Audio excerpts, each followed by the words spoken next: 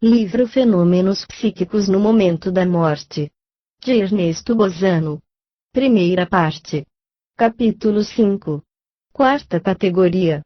Casos de aparições no leito de morte, coincidindo com prenúncios ou confirmações análogas, obtidas mediunicamente.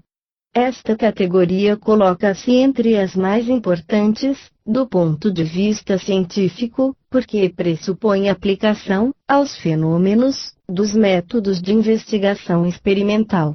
No estado em que se encontra, não representa, sem dúvida, mais que um bom começo, mas esse começo é de bom augúrio e deixa entrever a possibilidade de chegar-se um dia ao fim, de maneira suficiente e decisiva, o que constituiria um coroamento digno do mais elevado ideal científico.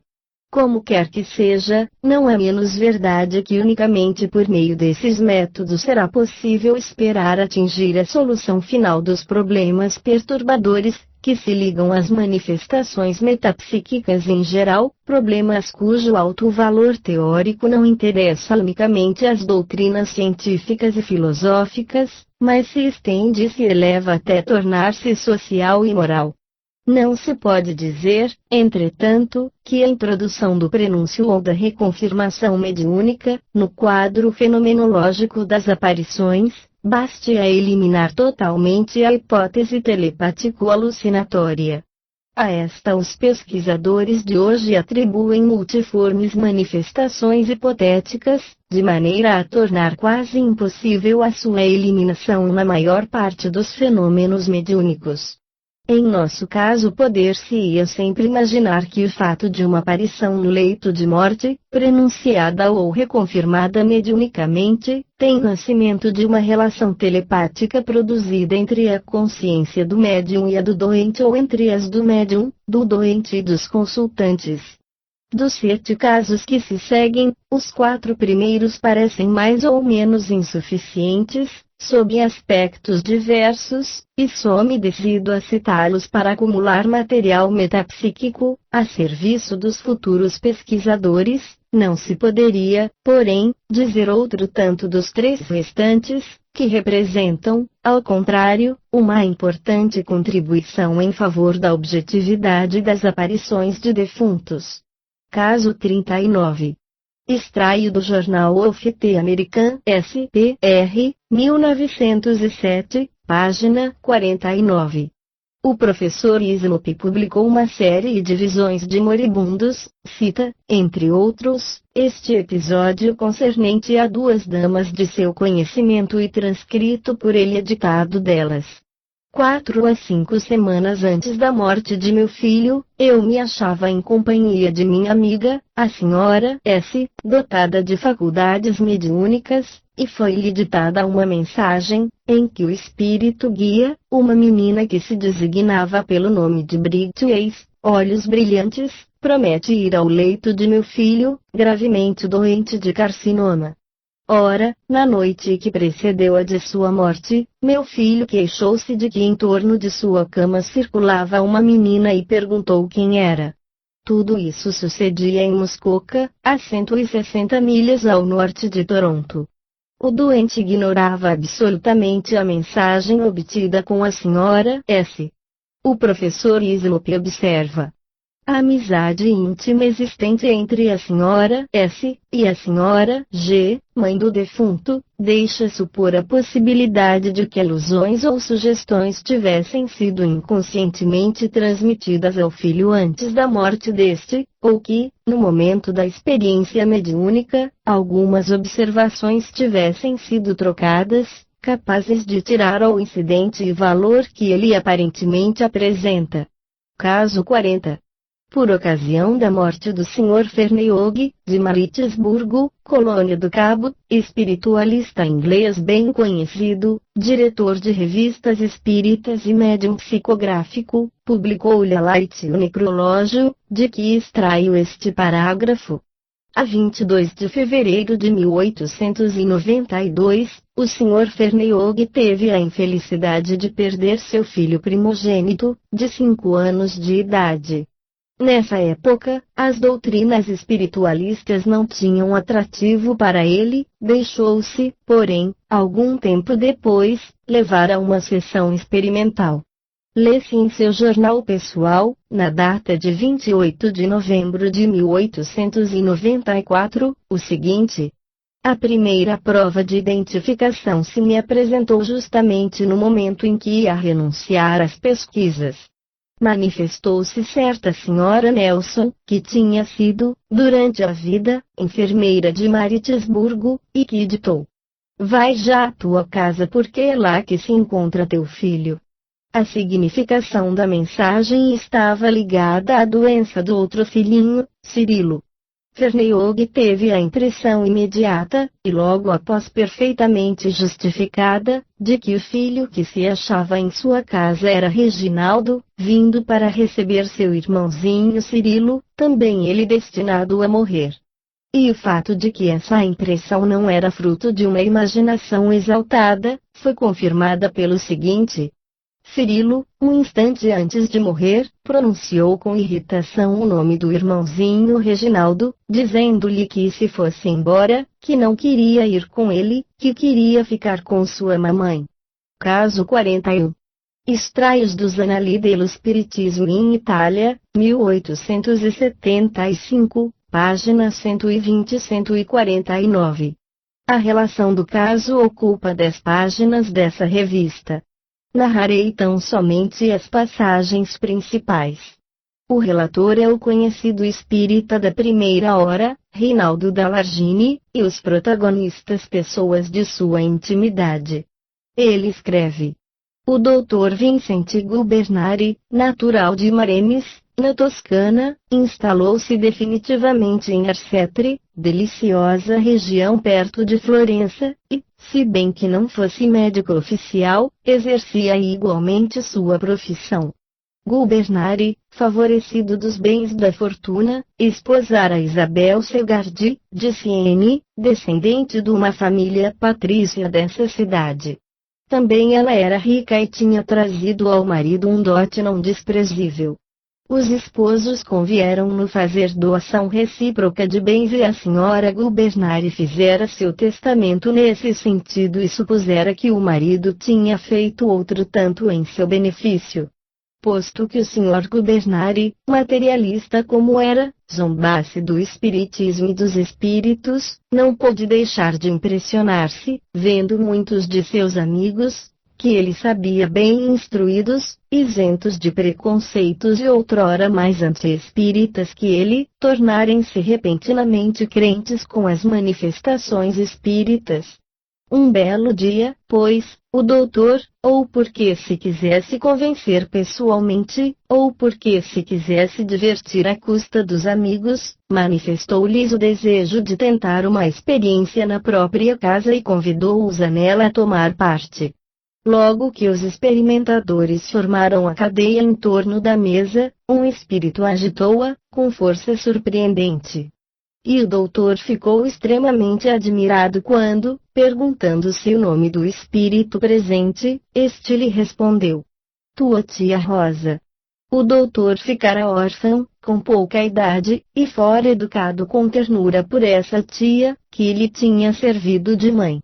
Quando voltou-se da surpresa, exclamou: pois bem, se és verdadeiramente minha tia Rosa, ajuda-me a ganhar muito dinheiro. Estou aqui para bem outra coisa.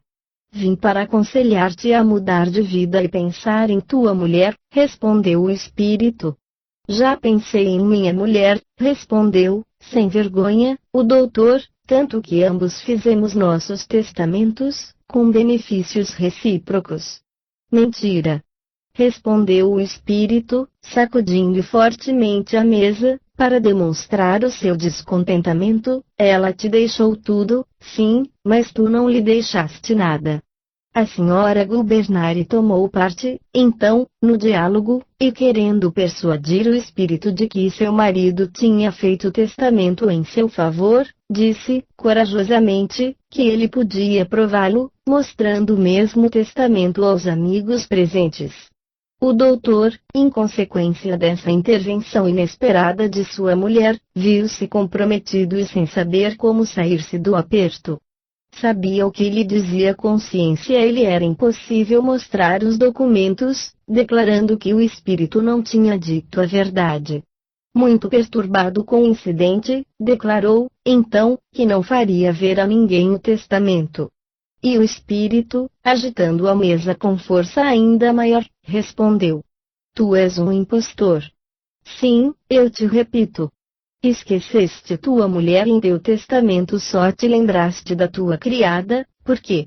Muda, sim, teu modo de vida e teu testamento e apressa-te, porque não tens tempo a perder. Dentro de alguns dias estarás conosco no mundo dos espíritos. Essa revelação foi como que um raio sobre a cabeça do doutor. Ele ficou aterrado e, depois, com raiva, gritou: Como? Tenho que morrer antes de minha mulher, eu que sou mais moço que ela? Não, isso não acontecerá nunca, quero viver ainda e viverei. Assim dizendo, levantou-se irritado e ordenou que levassem à mesa que servira a experiência.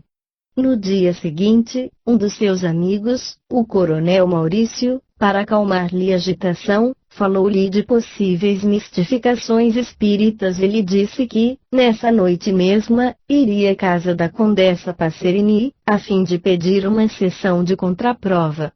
O doutor pareceu acalmar-se e esperou com impaciência o resultado da nova experiência.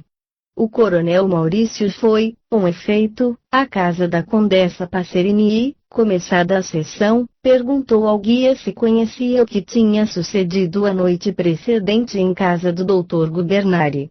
Responderam-lhe: Não houve mistificação, o espírito da tia do doutor revelou-lhe a pura verdade. Então, perguntou o professor Capelli, o Dr. Gubernari deve morrer em breve. Sem dúvida nenhuma, continuou o espírito, e antes do fim do ano corrente. Mas, acrescentou Capelli, como podemos contar ao doutor a terrível confirmação do que sua tia lhe revelou? Não queremos nem podemos aumentar sua perturbação. O que eu disse é a vós que o digo, com o doutor comportai-vos como quiserdes. Escreveram imediatamente ao Dr. Gubernari que o espírito assegurara que se tratava de mistificação. O doutor leu avidamente a carta e acalmou-se, rindo-se de si próprio e de seus terrores e, como gozasse de perfeita saúde, teve vergonha de haver acreditado, um único instante, na morte próxima. Apesar de tudo, na noite de 12 de novembro foi assaltado por febre muito forte, acompanhada de muitas dores. Os médicos diagnosticaram moléstia sem importância e que não merecia se preocupassem com ela. Mas, com o tempo, o mal aumentava e ele sofria horrivelmente. Seus amigos foram de novo à casa da Condessa Passerini, a fim de obterem uma sessão mediúnica. Manifestou-se a entidade habitual. Interrogada, a propósito, respondeu: Como se trata de uma doença e não conheço esse gênero de coisas, procurarei, para satisfazer-vos, um espírito que tenha exercido a medicina durante a vida e vou-lhe enviarei. Esperai um momento. A mesa parou, mas depois de alguns minutos agitou-se de novo e o mesmo espírito disse: Achei o médico, está aqui, interrogai-o. Pergunta: Podeis dizer-nos alguma coisa sobre a doença de Gubernari? Resposta: Digo que, como espírito, acho o Gubernari gravemente doente, declaro, entretanto, que, se estivesse entre vós, diria dele o que dizem os meus colegas vivos. Pergunta: Mas se é verdade que ele está gravemente doente, como podem declarar os médicos que seu mal é negócio de alguns dias? Resposta: Se o corpo, que tem a alma aprisionada, fosse como uma caixa que se pudesse abrir à vontade, os médicos veriam o mal que consome Gubernari, enquanto ele parece exteriormente bem. Pergunta: Seu mal é somente físico ou também moral? Resposta: Ambas as coisas. Pergunta: Curar-se-á ou morrerá? Resposta: Lamento vô-lo dizer, mas estará ele brevemente entre nós. Pergunta: Podei-nos dizer quem sois? Resposta: Um médico cujo nome não vos é conhecido. Pergunta: sede bastante bom para nos fazer conhecido vosso nome. Resposta: eu vou-lo digo e já me vou porque estou com pressa. Panatone. Boa noite a todos. O doutor Panatone, parente do deputado do mesmo nome, tinha sido um bom médico e havia exercido sua profissão em Florença. Foram feitas outras consultas e os médicos sentenciaram, por fim, que o doutor tinha um quisto interno. Ele morreu a 30 de dezembro de 1874. Em estado de agonia, dizia ver perto do leito o espírito do Dr. Panatone, que não o abandonava um só momento, e à sua cabeceira os espíritos de sua mãe e de sua tia Rosa, que o consolavam com sua presença e o encorajavam a deixar a vida terrestre. Temendo que eu não acreditassem, exclamou mais de uma vez: o que eu digo é a pura verdade, estou na agonia e na agonia não se mente. Caso 42. Este episódio deveria ser classificado na categoria seguinte, que compreende os casos de aparições vistas unicamente pelos assistentes, mas, como contém um episódio de reconfirmação mediúnica da visão advinda, eu o junto aos desta categoria. No ano de 1917, grande interesse foi suscitado na Inglaterra por um caso de identificação espírita narrado pelo Sr. Richard Wilkinson, homem de negócios muito conhecido e endurecido céptico em matéria de espiritismo e religiões.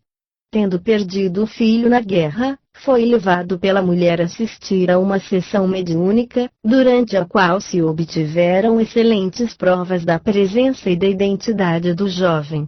Outras sessões se seguiram e outras provas extraordinárias se acumularam até a convicção absoluta do céptico Wilkinson, o qual, para consolo de tantas almas sofredoras, decidiu-se a relatar os fatos na revista The London Magazine, do mês de outubro de 1917. Extraio esta passagem do relato. Quando minha mulher estava em Brighton para tratar do pai doente, e que morreu pouco tempo depois, certa manhã, às 8 horas, em pleno dia, ela percebeu a seu lado a aparição do filho. Nenhuma explicação científica, nenhuma teoria poderá jamais fazê-la admitir que se tratava de autossugestão e alucinação. Ela está bem certa de que o filho estava a seu lado. Alguns dias mais tarde, chegava a Londres. Não tinha contado o acontecimento a ninguém, na expectativa de ver Minagari, e Mo participar. Início da nota do revisor, Gari, estação ferroviária. Fim da nota do revisor. Nessa mesma noite fomos juntos à casa do médium, a senhora Annie Britain, e logo que chegamos à sessão, as primeiras palavras que pronunciou Annie foram as seguintes: vosso filho deseja que sua mãe saiba que não se trata de um sonho, mas que lhe foi realmente permitido erguer por um instante o véu que nos separa. Depois acrescentou: Jane também o viu. Ora, Jane é uma nossa amiga íntima, a qual, alguns dias antes, havia contado a minha mulher ter visto a aparição de nosso filho em circunstâncias que excluíam absolutamente a possibilidade de um sonho. Inútil acrescentar que a senhora Britain nunca ouvira falar desta Jane. Se alguém me tivesse dito, há somente um ano, que eu teria podido ler, já não digo escrever, coisas semelhantes e nelas acreditar, teria respondido que era impossível. Caso 43. Este foi recolhido pelo Dr. Hodgson e o extraio do volume 8, páginas 227 e 228 dos Proceedings of T.S.P.R. 28 de janeiro de 1891. Há cerca de 11 anos, quando me achava em grande ansiedade por ver minha mulher atacada de um câncer no estômago, fui informado de que um médium, Miss Suzy Nickerson White, tinha dado provas muito notáveis de faculdades supranormais.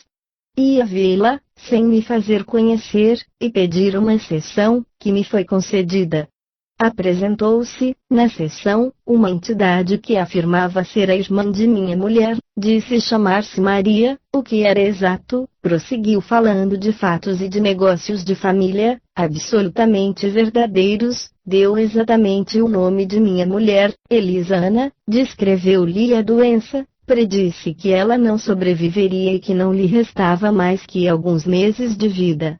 Surpreendido por tantas informações exatas, perguntei: que nome daremos a estes fenômenos? Psiquismo? Sonambulismo? A que se dizia Maria respondeu: eu sabia bem que me iais fazer esta pergunta, lia em vosso pensamento.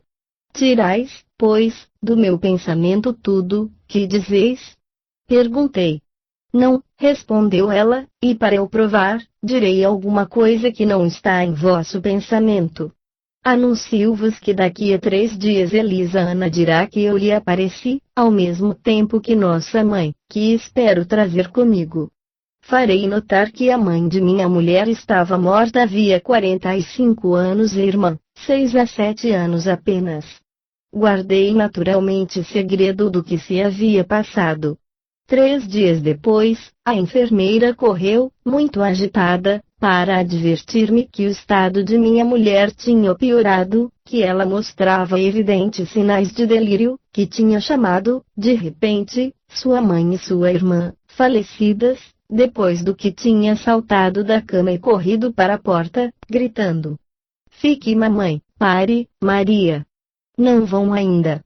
Depois dessa prova tão flagrante, fui de novo consultar Miss White. Logo que principiou a sessão, apresentou-se a mesma entidade. Eu estava, então, muito preocupado, porque, já havia alguns dias, minha mulher não podia mais conservar no estômago nenhum alimento sólido ou líquido, nem mesmo leite e água. Estava, pois, absolutamente esgotada, tanto mais quando se via atingida de implacável insônia. Maria aconselhou que lhe dessem café muito forte e muito quente, com um pouco de creme. Posto que esta prescrição me surpreendesse, decidi prepará-la e administrá-la. A doente tomou-a de boa vontade e a digeriu perfeitamente. Durante muitos dias não viveu de outra coisa, pouco a pouco, porém, não pôde reter, mesmo, essa alimentação. Consultei de novo Miss White, Maria aconselhou dar-lhe algumas colheradas de suco de limão, muitas vezes por dia, a fim de lhe fazer voltar o apetite e permitir-lhe conservar o alimento. Esta prescrição teve pleno êxito. Minha mulher não tardou, entretanto, a piorar de novo. Fui pela 4ª vez à casa de Miss White e perguntei a Maria quanto tempo de sofrimento restava ainda doente. Ela respondeu que não estava em condições de me dizer, mas que procuraria prevenir-me.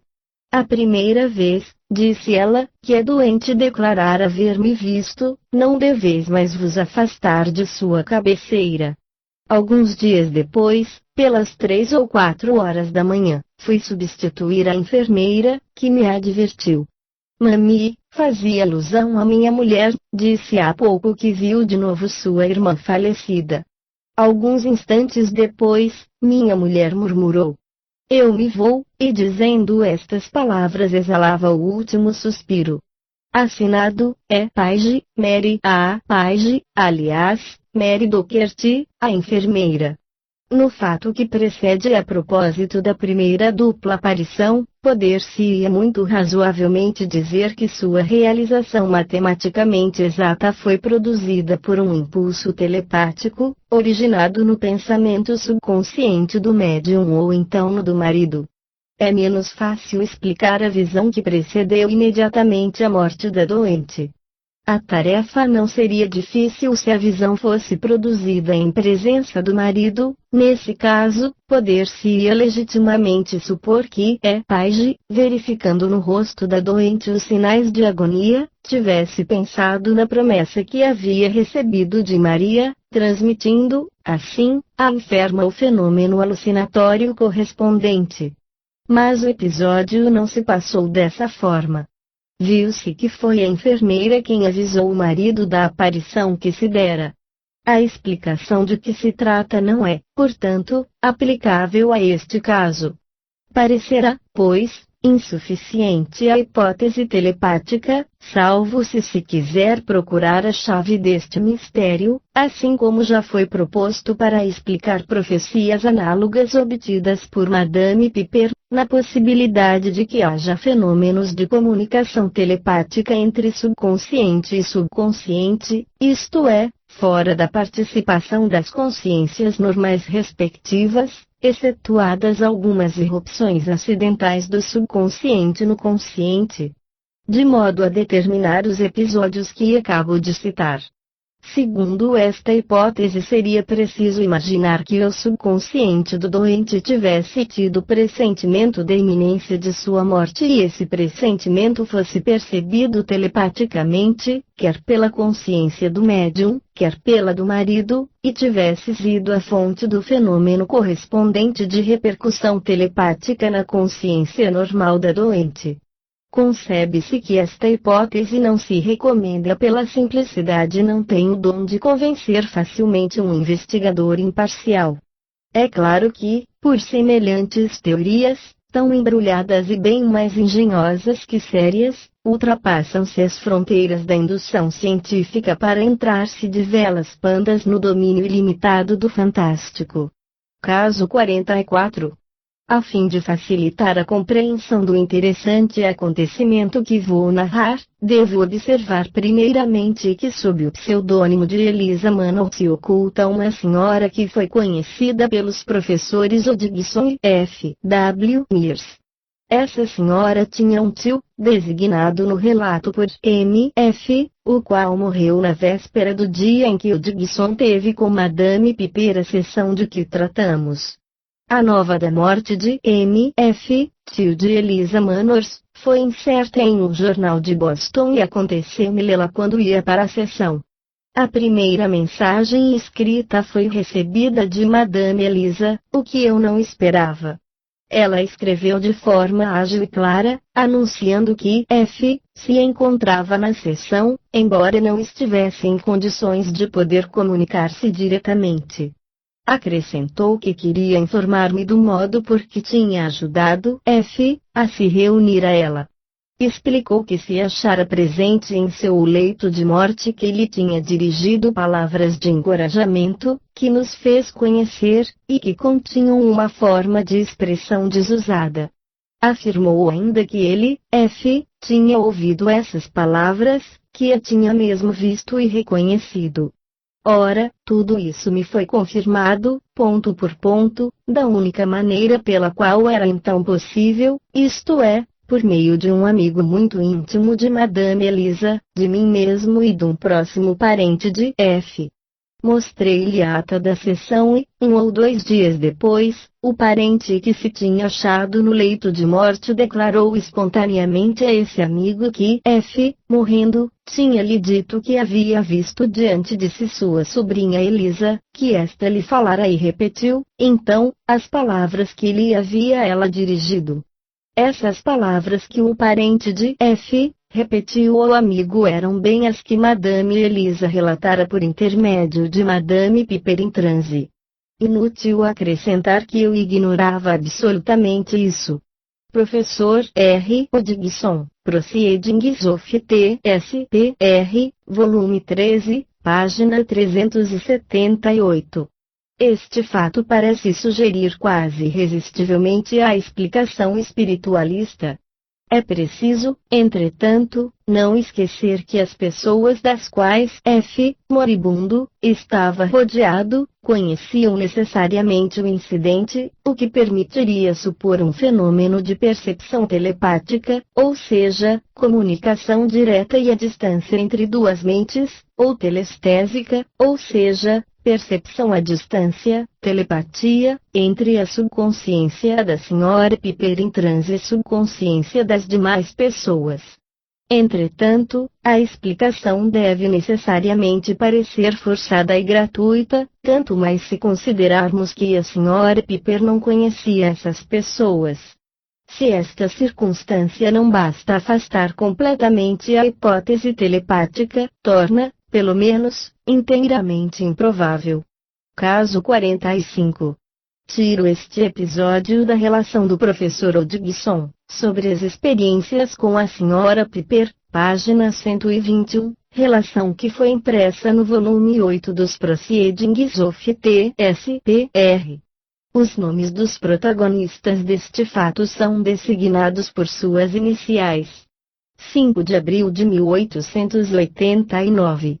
Fui à casa de Madame Piper, em fins de março do último ano. Desde o começo de fevereiro tinha o hábito de lá ir de 15 em 15 dias. Ela predisse a morte de um dos meus próximos parentes, o que devia suceder dentro de 6 semanas e trazer-me vantagens pecuniárias. Pensei, naturalmente, em meu pai, que havia atingido a avançada idade de quem Madame Piper traçara a personalidade com admirável evidência, algumas semanas antes, embora o tivesse feito de forma a deixar supor que falava, não de meu pai, mas simplesmente de pessoa qual estava eu ligado por estreito parentesco. Perguntei se a criatura que devia morrer era a mesma que me tinha sido descrita nessa circunstância. Ela, porém, evitou dar-me resposta satisfatória. Alguns dias depois, minha noiva foi à casa da Sra. Piper, que lhe predisse, então, sem nenhuma reticência, que meu pai faleceria ao fim de algumas semanas. Em meados do mês de maio, meu pai, que se restabelecia de um ligeiro acesso de bronquite, morreu, de repente, em Londres, em consequência de uma paralisia cardíaca. Isso se passou no próprio dia em que os médicos o tinham declarado fora de perigo. Algum tempo antes, Finuit, por intermédio de Madame Piper, me havia anunciado que iria para junto de meu pai, a fim de exercer sobre ele sua influência relativamente a certas disposições testamentárias que ele havia tomado. 2 dias depois de haver recebido a notícia telegráfica de sua morte, fui, com minha mulher, à casa da Sra. Piper, e Finuit declarou que meu pai estava presente, tendo a sua vinda ao mundo dos espíritos sido súbita. Assegurou-me, em seguida, haver exercido sua influência junto ao meu pai, para o persuadir a respeito das disposições testamentárias de que se tratara. Informou-me, então, do conteúdo do testamento, descreveu os traços do principal executor testamentário e acrescentou que este, logo depois de minha chegada a Londres, emitiria certa proposição em meu favor, destinada a ser submetida ao consentimento de 2 outros executores. 3 semanas depois, achava-me em Londres. O executor testamentário era precisamente o de que Finuit tinha feito a descrição. O testamento estava redigido da maneira pela qual ele tinha anunciado. A proposição a meu favor foi efetivamente emitida a minha irmã, que não tinha nunca deixado a cabeceira de meu pai nos 3 últimos dias de sua vida. Contou que o doente se havia queixado, por muitas vezes, da presença, ao pé da cama, de um velho que o importunava, querendo discutir os seus interesses privados. Assinado, M.N. e Sra. M.N. É preciso convir que também este episódio pode ser admiravelmente explicado pela hipótese espírita. É-nos preciso, entretanto, procurar saber, friamente, até que ponto a hipótese telepática poderá satisfazer-nos, a princípio, do ponto de vista do fenômeno da aparição, em seguida dos outros incidentes considerados em relação com o próprio fenômeno. Chega-se, pela hipótese telepática, a explicar o conjunto dos fatos, desde que, bem entendido, não nos ponhamos a olhar muito de perto o caráter mais ou menos artificial das conjecturas. De acordo com essa hipótese, pelo que se relaciona com a coincidência entre a aparição no leito de morte e o que fora predito na sessão de Madame Piper, dever-se-á supor que a subconsciência do médium em transe, personificando a entidade espírita que se dizia Dr. Finuit, e objetivando-a sob a forma de um velho, tenha transmitido telepaticamente ao centro de ação do doente a mesma objetivação alucinatória. Quanto ao episódio verídico da profecia de morte, dever-se-lhe-á procurar a origem em um fenômeno de percepção telestésica, ou seja, telepatia, da afecção orgânica que ameaçava, em breve prazo, a vida do pai de M.N. Enfim, para o que se liga aos outros incidentes que se verificaram, assim como, por exemplo, a descrição do aspecto pessoal de um dos executores testamentários, a revelação do conteúdo do testamento paterno e a proposição feita em favor de M.N., bastará recorrer à simples hipótese da percepção ou leitura do pensamento à distância. Pode-se ver que todos os episódios, mesmo os de caráter mais sensacional, são mais ou menos suscetíveis de serem explicados pela hipótese telepática, considerada em suas diferentes modalidades de manifestação. De forma geral, o fato bem merece meditado, antes de nos aventurarmos em novas conjecturas. Não é menos verdade, entretanto, que, se viemos a esse resultado, não foi sem conferir à hipótese em questão poderes de tal maneira extensos e maravilhosos, que somos conduzidos por outro caminho, o da subconsciência, ao solo desse transcendental, que queríamos evitar a todo preço.